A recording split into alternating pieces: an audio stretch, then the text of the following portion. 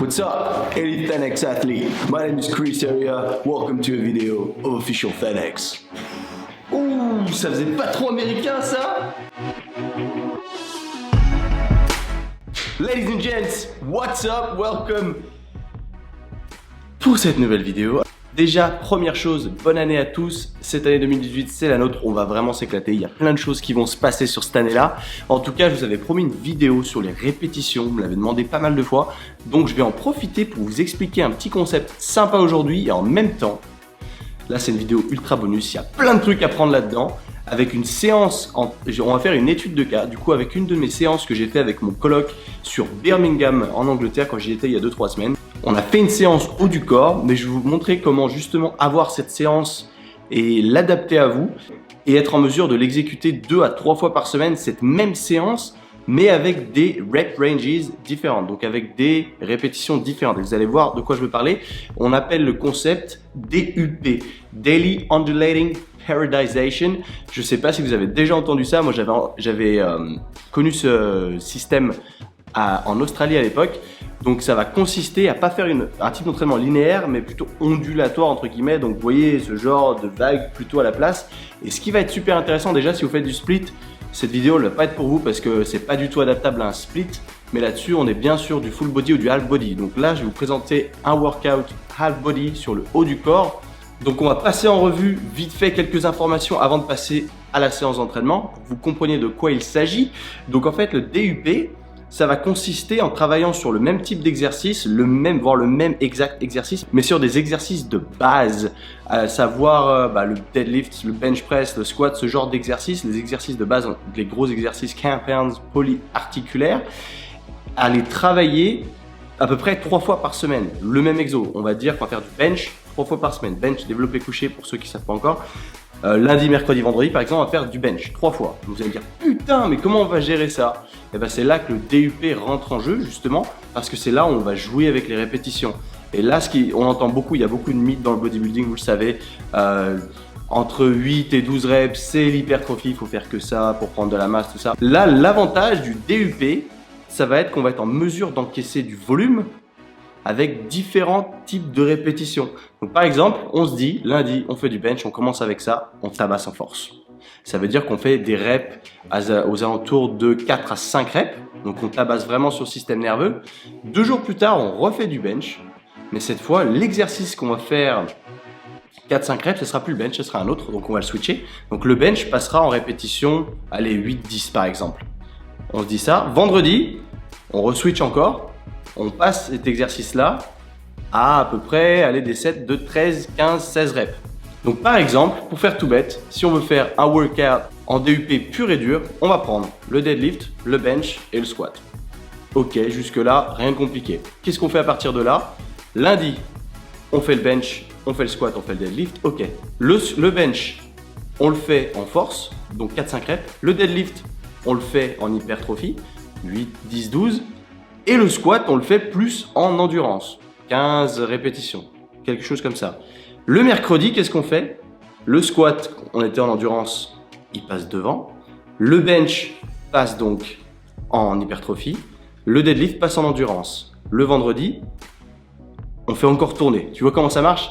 Je mettrai un bref récapitulatif en description et tu verras qu'au final c'est super facile à comprendre, super facile à suivre aussi. Et c'est là où c'est hyper intéressant justement de traquer tous tes workouts, de voir toutes tes perfs et d'être en mesure de faire le progressive overload. Là, je sais même pas les termes en français là-dessus. La progression continue. Ouais, peut-être quelque chose comme ça. Et le but étant de progresser semaine après semaine. Et c'est une super technique pour devenir plus fort, plus massif, plus ce que vous voulez. Donc c'est un truc qui est exceptionnel. Donc voilà, ça c'est le principe de base sans rentrer trop dans les détails. Donc vous voyez comment ça fonctionne. Ça fonctionne soit en full body, soit en half body. Donc le split, comme je disais, on oublie, ça marchera pas. Donc là, on va passer en revue le workout que j'ai fait avec mon coloc à l'époque. Et c'était intéressant. C'est lui d'ailleurs qui a fait la séance complète. Donc moi, je l'ai juste suivi. Et du coup, ce qu'on a fait, c'est qu'on s'est mis en mode DUP. On a fait, bon, c'est parti.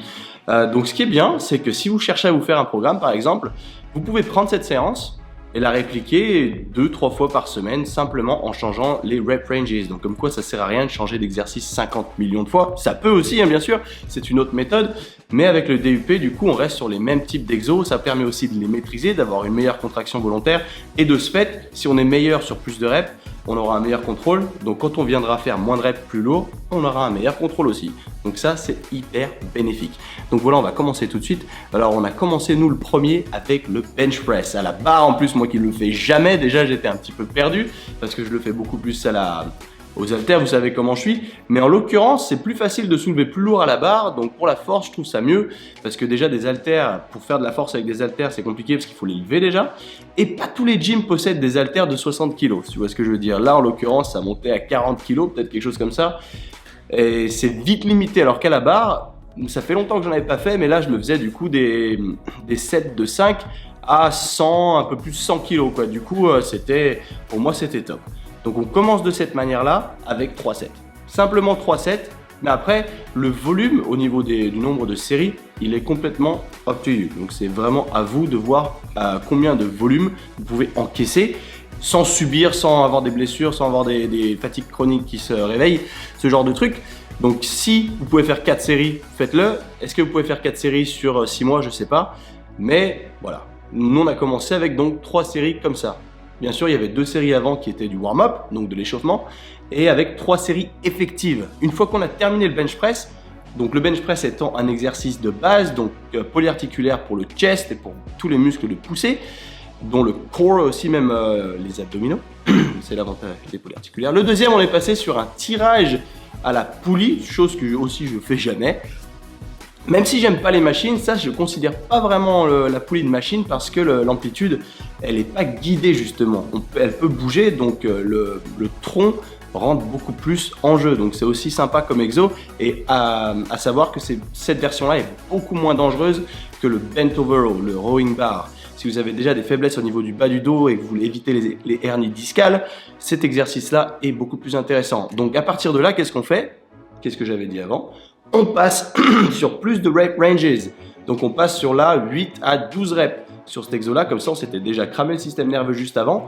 Là on passe sur un exercice qui utilise les muscles antagonistes, des mouvements poussés, donc tous les mouvements de tirage, à savoir le dos et les biceps. Et là en l'occurrence le grip sur la barre il est vraiment, comme je disais, up to you. Donc j'arrive plus facilement à dire up to you que à vous de décider. Voilà, à vous de décider, c'est ça. Moi je le prenais un petit peu plus large, mais pas trop large. C'est vraiment une question de ressenti. Comment vous arrivez à ressentir la contraction des muscles justement en question. Donc nous là c'est pareil, on a refait 3 sets. Et à la fin du 3e set, en fait, on s'est fait un petit délire de drop set. Ça c'était vraiment juste pour ajouter un petit peu de volume. Ça c'était une idée de mon pote parce qu'il est vraiment pur bodybuilding.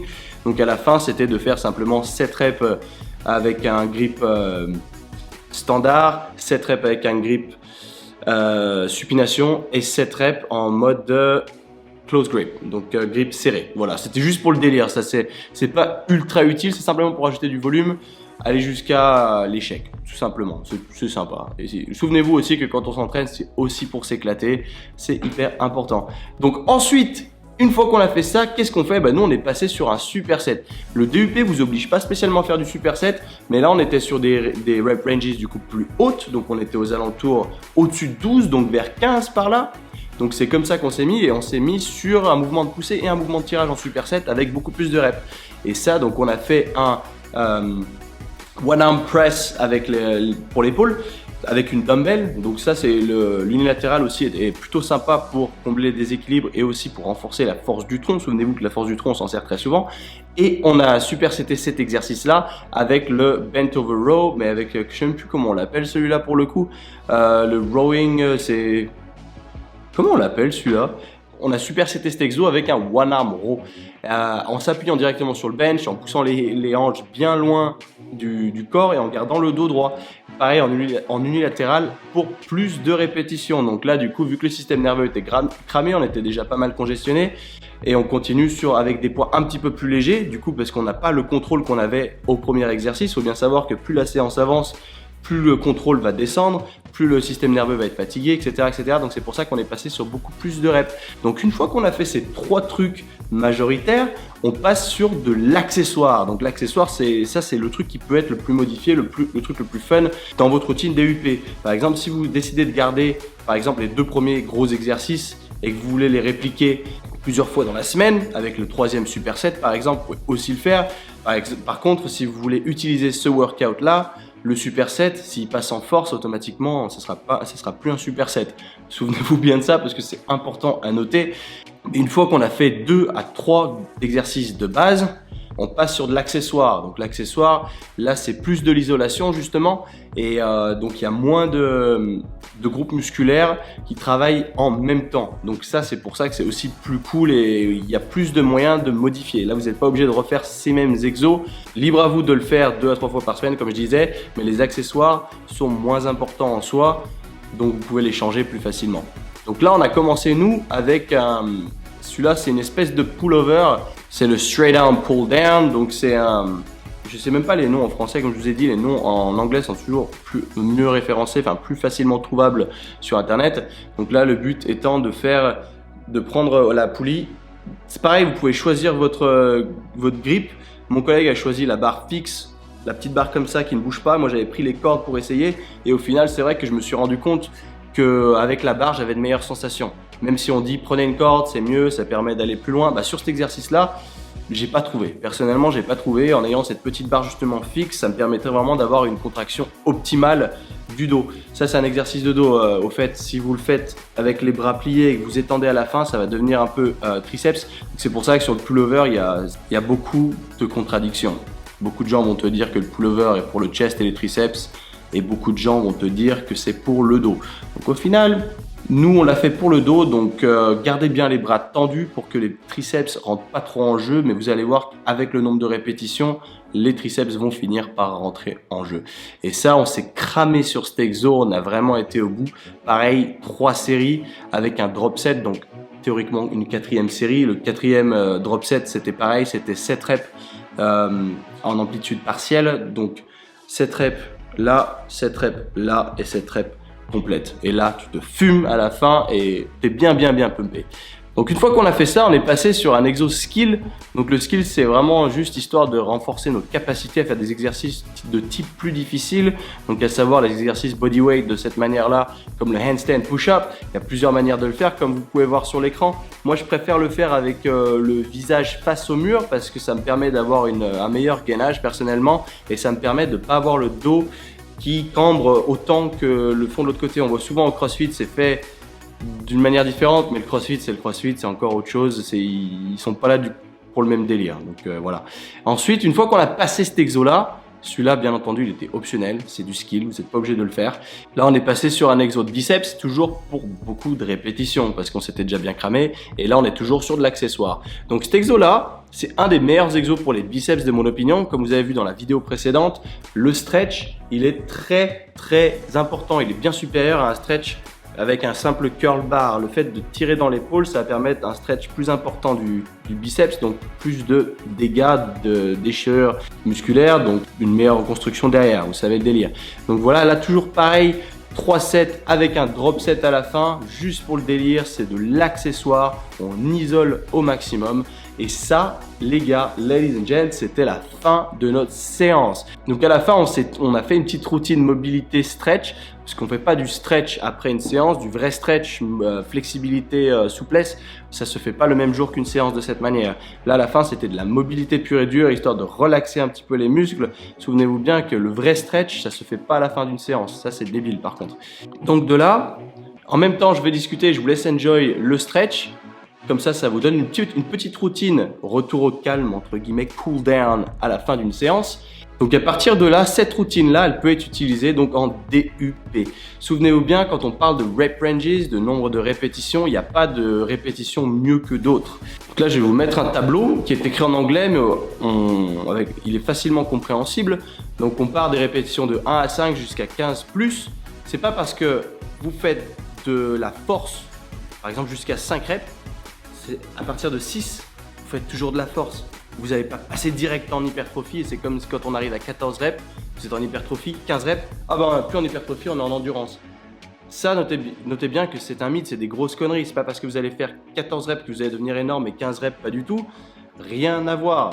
Justement, c'est progressif. Donc quand on voit plus c'est noir sur le tableau et plus il y a de l'insistance sur la force en l'occurrence, tout en haut à gauche et tout en bas à droite, la même chose mais pour de l'endurance. Et tout au milieu, en fait, il faut rester sur la diagonale quasiment et c'est d'après vos objectifs. Donc si vos objectifs c'est la force et la masse, ben là vous voyez, c'est clair et net. Par contre, quand on dit faites tel nombre de reps, ça veut dire par exemple, là on va dire 6 à 8, vous voulez strength and size, donc la force et de la masse musculaire. Si vous en faites 8, si vous pouviez encore en faire 3 ou 4, bah c'est pas spécialement bon. Ça veut dire que vous étiez plutôt dans le 8-12, voire le 12-15, si vous aviez poussé vos capacités au maximum. Souvenez-vous que pour que ça marche, entre guillemets, pour qu'il y ait des effets, il faut en chier. Parce que si vous faites que 8 reps, mais que vous pouviez en faire 15 avec les poids en question, c'est carrément trop léger. Donc souvenez-vous, quand on vous dit faites entre 6 et 8 reps, ça veut dire qu'à 9 reps, t'es mort, tu peux pas en soulever une de plus, tu vois ce que je veux dire. Donc c'est aussi simple que ça pour suivre les répétitions. J'avais eu beaucoup de questions au niveau des répétitions, quelles sont les meilleures répétitions? Bah c'est ça en fait, il n'y a pas de meilleur.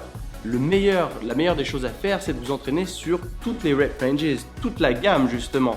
C'est ça qui est cool, c'est que vous pouvez utiliser le même workout, faire comme je vous ai dit, intervertir les exercices, commencer avec un exercice, un bench en force, 2 jours après refaire du bench mais en hypertrophie, 2 jours après refaire du bench mais en endurance, et vous verrez que vos progrès seront phénoménales et vous n'aurez pas justement d'overtraining ou de problèmes nerveux, parce que si vous faites du bench 3 fois par semaine, oui, mais si vous le faites en nerveux tout le temps, qu'est-ce qui va se passer? Vous allez cramer votre système nerveux, vous allez être cuit, vous allez tomber malade, système immunitaire qui va tomber, cassé, blessure, etc., etc. Donc voilà, c'est aussi simple que ça. Cherchez pas trop compliqué, expérimentez toutes les rep ranges, faites-vous plaisir, souvenez-vous qu'on est là pour justement s'éclater et si vous voulez des progrès, traquez vos workouts. Prenez un bouquin, un carnet, notez vos séances et essayez de rester simple dans vos séances. Vous voyez que cette séance là, c'est une séance type, vous pouvez l'utiliser, la répliquer plusieurs fois par semaine, mais en intervertissant certains exercices. Souvenez-vous de ça, c'est tout. Ça veut simplement dire que le bench là, nous on l'a commencé en nerveux et le tirage on l'a fait en hypertrophie. Et ben vous faites ça, 2 jours après, vous inversez. Ça veut dire que le tirage passe en force et le bench passe en hypertrophie et là vous êtes cool, là vous êtes bien. Voilà, c'est comme ça que ça se passe le DUP. Le DUP, c'est aussi une technique entre guillemets d'intensification. C'est assez particulier, c'est ancien même, c'est pas du tout nouveau. Mais c'est en France, j'en ai jamais entendu parler en fait en France. Parce que déjà, il n'y a pas de traduction pour DUP. Donc c'est à mon avis que les Français l'ont pas trop abordé. Mais voilà, en tout cas, j'espère que vous avez appris un truc aujourd'hui. Si vous avez des questions, pop them down below. Vous savez comment ça marche. Voilà, en tout cas, moi ça m'a fait super plaisir de vous retrouver aujourd'hui. Si vous avez d'autres sujets intéressants que vous voulez que je traite, faites-vous plaisir, c'est pareil, envoyez-moi des messages, je vous aime tous. Suivez-moi sur Instagram aussi si vous voulez du daily. J'essaie de poster mes workouts justement en story chaque jour où je vais m'entraîner. Je poste 2-3 exercices ou l'exercice of the day. Si vous savez pas ça, si vous savez pas encore ça, je vous mets le lien juste là. Donc voilà, en tout cas, c'est tout pour moi aujourd'hui les friends, ladies and gents. À bientôt. Ciao, à plus.